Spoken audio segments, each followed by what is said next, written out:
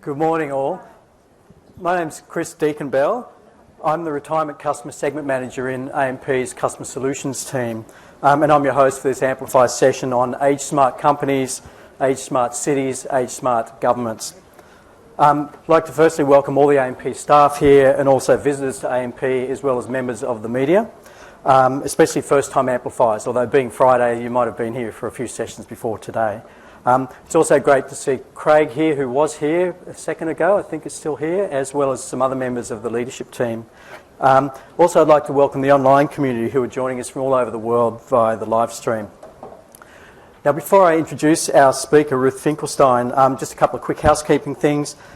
Firstly, whether this is your first session you've been to or you've been to a few this week, remember that Amplify is really about participation. It's an activity-based thing. So please take advantage of the many opportunities to participate. You can see that there's a lot of platforms you can do this through, social media. If you follow us on Facebook, Twitter or LinkedIn and you use the hashtag AmplifyFest, you can take part. Hopefully you've been using the app this week on iTunes. Check into the session and ask your question on that, and also you can contribute an idea to the CEO Challenge. Just quickly a reminder of the format. Ruth will speak for about 25 minutes. We'll have a good time for questions and conversation. So please actively listen to Ruth so you can prep some questions for when we sit down and do that. And anyone that's in locations other than this building, please submit your questions via the live stream feed. Now, it's my great pleasure to introduce this session's speaker, Ruth Finkelstein. Ruth is Director of the International Longevity Centre and Associate Director of the Columbia Aging Centre at Columbia University, where she directs policy, programs, public education and research. Ruth also directs the AgeSmart Employer Awards program, which is funded by the Alfred P. Sloan Foundation. Ruth has over 30 years' experience in health policy, planning and research, and she's worked in areas that have had profound impacts on society over that time. Her work today is another example of this. In 2012, Ruth was named one of the nation's game changers in the US by Metropolis Magazine for her leadership in the Age-Friendly New York City initiative. This won the title of the best age-friendly initiative in the world in 2013. Personally, I'm especially excited to hear what Ruth has got to say.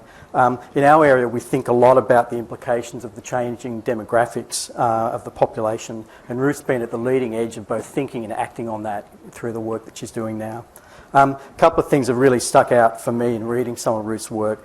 First, really how the work is so solidly grounded in insight, and in the work that Ruth has done in the New York City work, they talk to thousands of people about their lives and use that to inform the design of the things that they brought to life. And also just how we really need to rethink things considerably.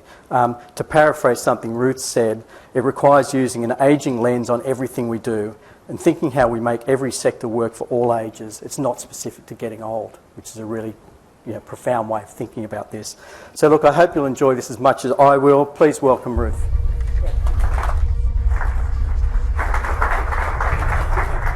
Thank you, Chris and AMP. It's been a wonderful host, as you've been wonderful hosts at an amazing festival. How many people here heard Genevieve Bell the other morning? Oh, thank God, it's only a few, so you're saving me from badly delivering a joke. I can't deliver jokes at all, and I was going to do a long, elaborate joke that had to do with all these similarities that she and I had, but you're spared, and I'll go right into the substance of talking with you today.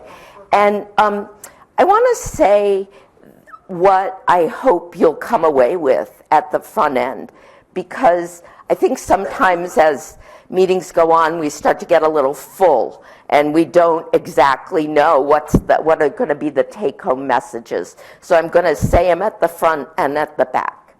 The first is that I want us to think about aging not only in terms of income and health, even though it's enormously critical that we have adequate financial resources and our health in order to age successfully. It is necessary, but not sufficient. So that's number one. Number two, we're going to be approaching aging from a life course perspective, which means that beginning to think about aging once we're old, the cat is out of the bag. It's too late. And I want to talk about that very sort of specifically and practically. Thirdly, I want to talk about the relationship between successful aging, a word I don't love, and environments, and talk sort of specifically about how we can change environments. And lastly, I want to talk about strategies for changing workplaces. I think you've heard a lot about the value of working while old, but a little less perhaps about how do we achieve that from our perspective as employers, most particularly. So those are the four, but if I don't get to those four, then ask me. So I too, as Michael, am impressed by the fact that a combination of increasing longevity and decreasing birth rates means that the nature of the population changes from one that is predominantly young to one that is predominantly older. This doesn't happen everywhere in the world at the same rate and at the same time, but the overall trend is there. And whether or not we consider these guys a disaster or an opportunity has everything to do with how willing we are to question decisions that we made a long time ago.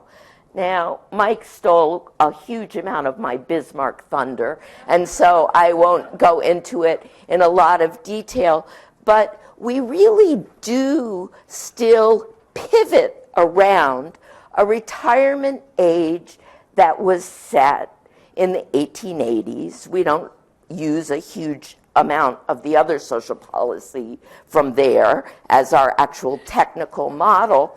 And the one further point that I want to make is that at the time that this pension scheme was set, 7% of the population lived to collect that pension.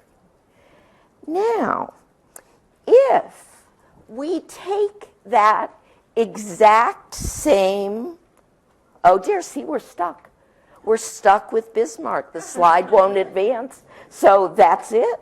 We're doomed. Look at this. Look at this. We're completely doomed. It's a metaphor. Oh my God. Oh, thank God. This isn't actually where we're going, but it's where we are now. And I was worried we were going to be stuck in 1880. So if indeed we simply tack the new 30 years onto the old model, it's disastrous, not just for living while old, but for each phase of that life course. And I want to talk about it for a minute. We had a wonderful breakfast session this morning about education, which made much more profound points than I'm about to about education, but still had some of the same conclusions, which is one dose of education that you attain in the first 20, 25 years of your life is simply couldn't possibly be adequate for the next 90 years. It's preposterous on its face, right? So that clearly, the scheme where we're going to get all educated up at the very beginning is a mistaken scheme. Furthermore, I would say, the idea that we're not going to engage young people in work or work-relevant tasks, or for that matter, a whole lot of play, is also a mistake for the young and for the middle and for the old, because what I'm talking about here is the relationship between all these things. Where's water, Chris? I can't talk for this long without water. That's fine. I accept Michael's germs.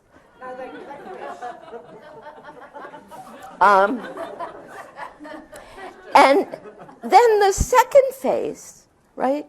The second phase is we work. We do nothing but work. For 30 years, we do nothing but work. We don't have sabbatical where we recharge. We don't take a break to raise our families. We don't even slacken our pace to raise our families or care for our parents. Or if we do, we're doing it all at the same time at enormous pressure.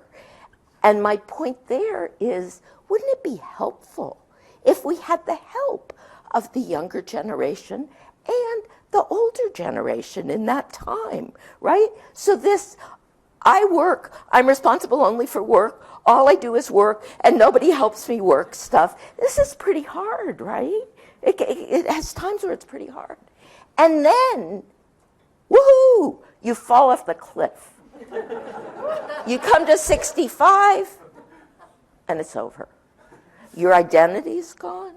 Your network of friends are gone. Your thing you do all day is gone. And now is your opportunity for a 30-year vacation. The data about the effect of a 30-year vacation are unequivocally clear. Shockingly, none of us have the resources to amuse ourselves, well, maybe Annalie does, but to amuse ourselves fully and sufficiently for 30 years with no framework, no structure, and it might be better were that not so. It might be better had the earlier part of our lives been more diversified and we had more resources. I'm not arguing that this is how it's best, but I am arguing that this is how it is. And so now you go from this time where what you know how to do, what you've been programmed to do, what you're experienced at doing is working, to a time where that is the activity that is not available to you. And you are defined by its absence. And not surprisingly, you go into a physical decline, you go into an emotional decline, you go into cognitive declines, you go into functional declines, and you go into mental health decline. A schematic about a different way to think about the life course, I will not be describing line by line and detail by detail, but I think you can see the big idea is that mixing it up a lot is a really good idea. And the mixing it up part is not just for the last part. The mixing it up part is for all the parts. And the people in the last part are resources and assets to the people in the first two parts, if we do this right. And there's great evidence, great programs that show, for example, that older adults are fabulous in schools, fabulous with students, fabulous with teachers. Not every older adult and every teacher, not in every school, but can be trained and work in this capacity. And it's good for the young people and it's good for the old people. But this shouldn't be some kind of special, elaborate program all the time. It should be how we're living our lives. So now that we've got exhortation to change everything, I want to come down out of the astral sphere and give you some very concrete examples of ways to think about changing core features of society. Because I kind of don't like it when a speaker comes and tells me, you've got to change everything, and then they sit back down. because then I'm left just kind of feeling anxious and overwhelmed. And so then I like to offer people some examples of success, examples of ways to proceed. And the World Health Organization developed one model that I would call to your attention less because of what it has accomplished around the world, though it has accomplished some things around the world, than because I think it brings forward a process that is worth your consideration. And that process, so the component parts of that process are, first of all, even if you're trying to change everything, sometimes you might want to start with a smaller unit. And so this started with the unit of the city instead of the unit of the world or even the unit of the country. And the strategy of starting with the city was actually really interesting because it pulled the focus more into the local, more into the environmental, more into the daily, right? When you're focusing at a federal level, you're talking about tax policy, you're talking about retirement policy, and you're talking about healthcare policy, all of which need to be talked about. But nobody's talking about aging at a local level, or at least much less before this. So that was good idea one. Good idea two was to take a very strongly bottom-up approach, to recognize that older people are the experts on our own lives, and that no matter how much book learning we have, no matter how big shot a professor or corporate executive we are, living while old is an experience that needs to be understood at an experiential level. One of the things that I've been the most impressed by AMP in my time here is the extent to which that basic idea appears to be permeating your corporate culture, and it's wonderful for me to see. So we started with a consultative process where we talked to thousands and thousands and thousands of older adults in multiple languages, in multiple settings, about the dailiness of their lives. Not their, we tried to have a conversation about what do you want us to call you, should it be senior citizens or silver or elderly? Like, we don't care. What we want is for you to listen to us about our lives and our aspirations and our hopes and dreams.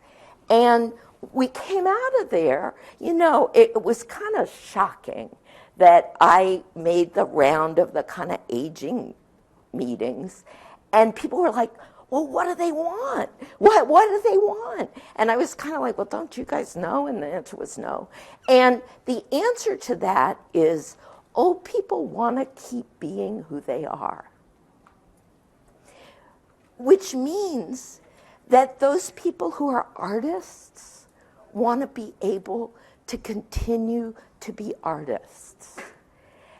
Those people who are gregarious leaders of their neighborhoods, the mayor of the block, wants to still be the mayor of the block. Yankees fans want to be Yankees fans. Footy fans want to be footy fans, right? So that's one sort of really key lesson. The third piece of the World Health Organization model that is important is that it was also a top-down, bottom-up, top-down model, which required not just that Ruth Finkelstein go sit with a lot of old people and commune about what they really wanted, but also that Ruth Finkelstein have mobilized the leadership of New York City to be prepared to listen to what they really wanted and to act on some of it. And that is the requirement of the World Health Organization, Age-Friendly Cities thing, is that the top level executive be prepared to engage in this process. It is not a commitment to do everything everybody says. That's ridiculous. It's a commitment to engage in the process, to hear what people say, and to take on board what needs to be done. Good grief. So let me very, very quickly give you a couple of concrete examples from New York City. The first, consider the bench.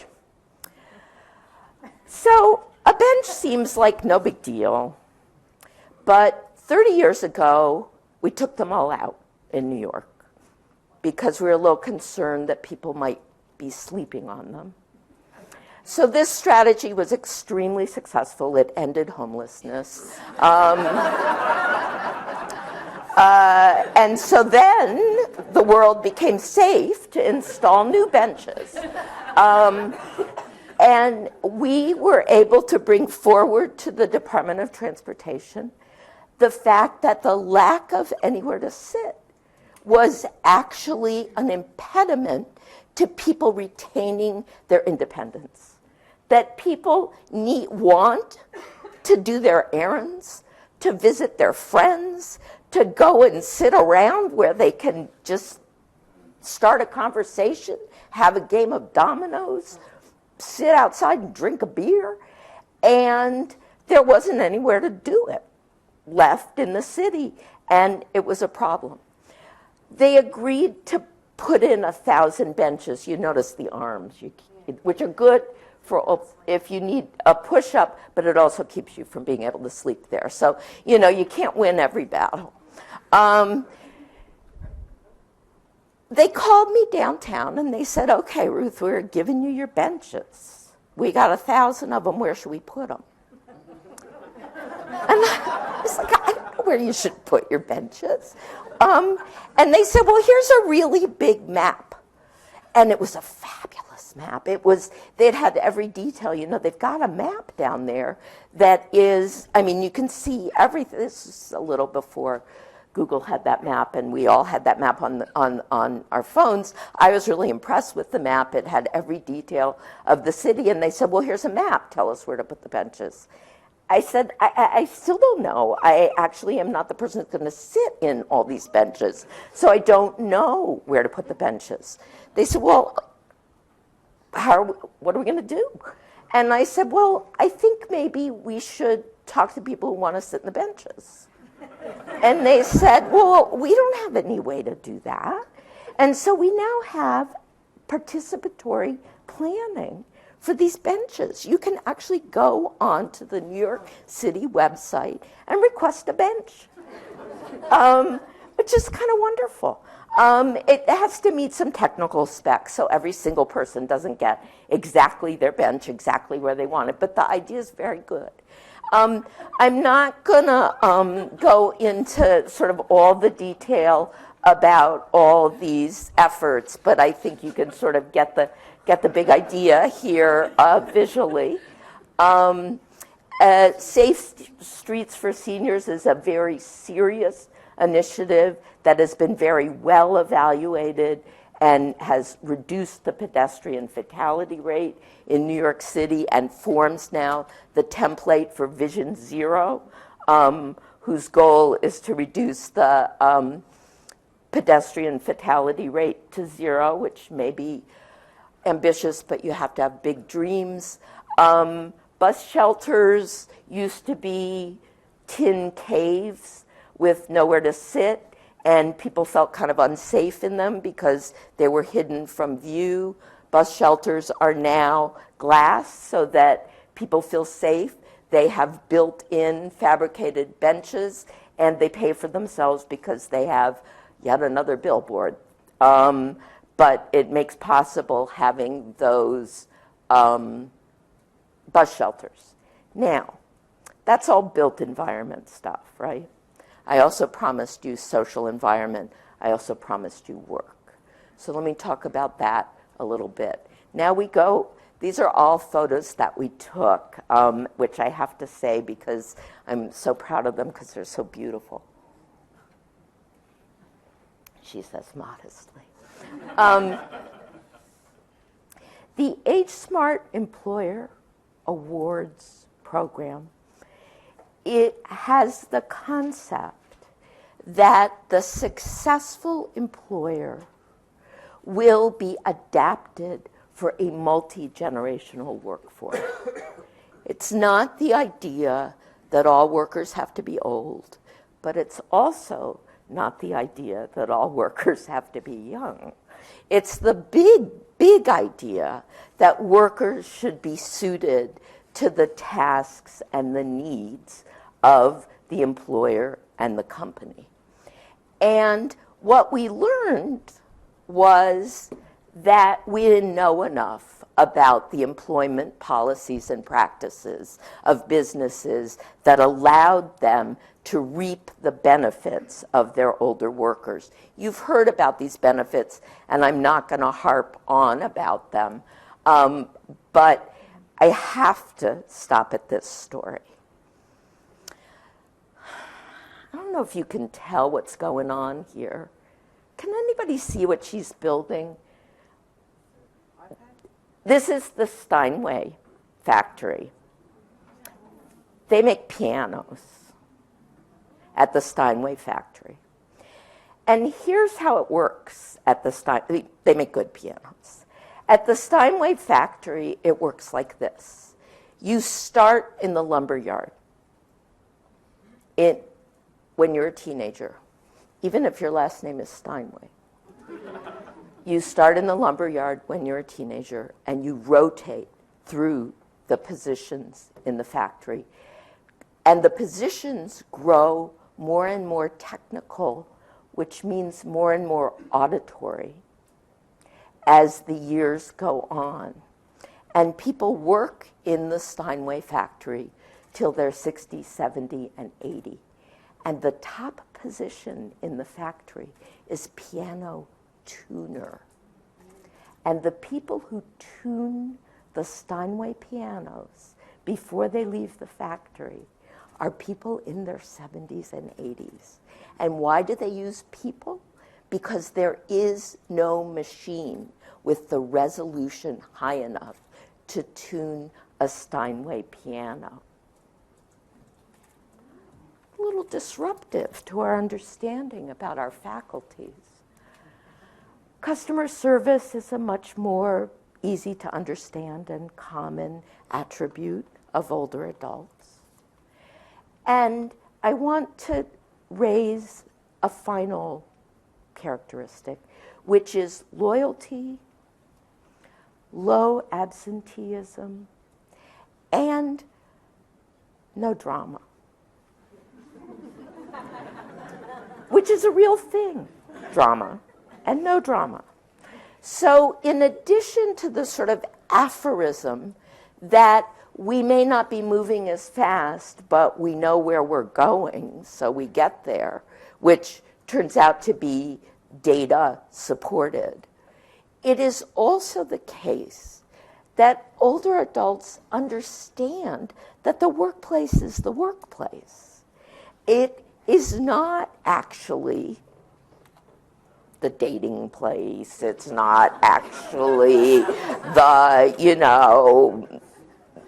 fashion institute. It's not actually all these kind of things that lead to drama. And we spoke with more than 100 employers in New York. And one of the things that I was really struck by is the employers who said, we actually seed an older worker on every shift to just calm it down, to just have it focused, calm, and clear. And these were in industries, including things where you don't think there are older workers, like restaurants, food service, a whole range of manufacturing.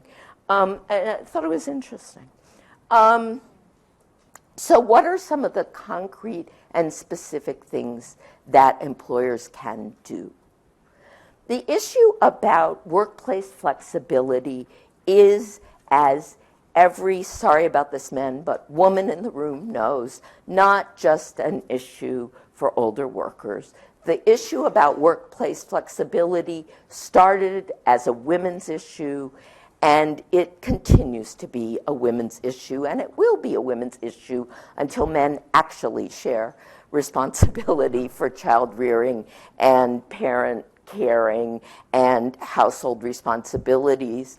But workplace flexibility is good for everybody. It's well documented to be an enhancer of productivity. And people know what that means, right? This isn't a new concept. It has to do with, you know, you have different start and stop times. You can work full-time or part-time. You can set, you know, your place of work if that's possible. There's some job sharing, all this sort of thing. It takes on particular particular complexion when you start talking about later in your career, where lots of people would like to be working less time and in some different ways, and that's to the benefit of everybody to allow that to happen.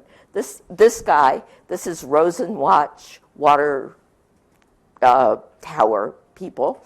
You have to be in New York to know about water towers, but Rosenwatch makes them all, and their workforce is ancient. And they let that guy come and climb those towers and fix those water towers whenever he wants to. Training. I got a couple of things to say about training really, really fast. One is that when you stop training people,